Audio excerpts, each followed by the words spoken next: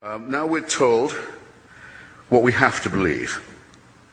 And this is coming now to the question of whether or not science, reason, and religion are compatible, or I would rather say reconcilable.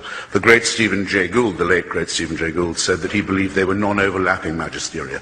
You can be both a believer and a person of faith. Sitting in front of me is a very distinguished, extremely distinguished scholar, Francis Collins, helped us to unlock the Human Genome Project, who is himself a believer.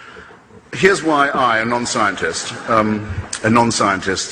will say that I think it's radically irreconcilable, I'd rather say, than incompatible. I've taken the best advice I can on how long Homo sapiens has been on the planet. Carl Sagan, Richard Dawkins, many others reckon it's not more than 250,000 years, quarter of a million years. It's not less either. I think it's roughly accepted. 100,000 is the lowest I've heard, and actually I was about to say, again, not to sound too Jewish, I'll take 100,000. I only need 100,000. Call it 100. For 100,000 years, Homo sapiens was born, usually, well, not usually, but very often, dying in the process or killing its mother in the process. Life expectancy probably not much more than 20, 25 years. Dying probably of the teeth after that, very agonizingly, near to the brain as they are, or of hunger, or of microorganisms that they didn't know existed, or of events such as volcanic or tsunami or earthquake types that would have been wholly terrifying and mysterious, as well as some turf wars over women, land, property, food, other matters. You can fill in, imagine it for yourself, what the first few tens of thousands of years were like. According to the Christian faith, heaven watches this with folded arms for 98,000 years and then decides it's time to intervene. And the best way of doing that would be a human sacrifice in primitive Palestine, where the news would take so long to spread that it still hasn't penetrated very large parts of the world. And that would be our redemption of the human species. Now, I submit to you, ladies and gentlemen, that that is what I've just said, which you must believe to believe the Christian revelation, is not possible to believe, as well as not decent to believe. Why is it not possible? Because a virgin birth is more likely than that. A resurrection is more likely than that. And because if it was true, it would have two further implications.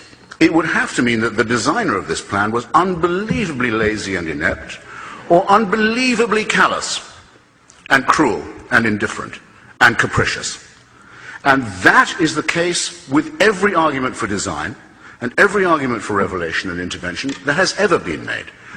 But it's now conclusively so because of the superior knowledge that we've won for ourselves by an endless struggle to assert our reason, our science, our humanity, our extension of knowledge against the priests, against the rabbis, against the mullahs who've always wanted us to consider ourselves as made from dust, or from a clot of blood, according to the Quran, or as the Jews are supposed to pray every morning, at least not female or Gentile. And here's my final point. It appeals both to our meanness, our self-centeredness, and our solipsism, and to our masochism. In other words, it's sadomasochistic. I'll put it like this. You're a clot of blood, you're a piece of mud, you're lucky to be alive. God fashioned you for his convenience, even though you're born in filth and sin. And even though every religion that's ever been is distinguished principally by the idea that we should be disgusted by our own sexuality. Name me a religion that does not play upon that fact. So you're lucky to be here, originally sinful and covered in shame and filth as you are. You're a wretched creature. But take heart. The universe is designed with you in mind. And heaven has a plan for you.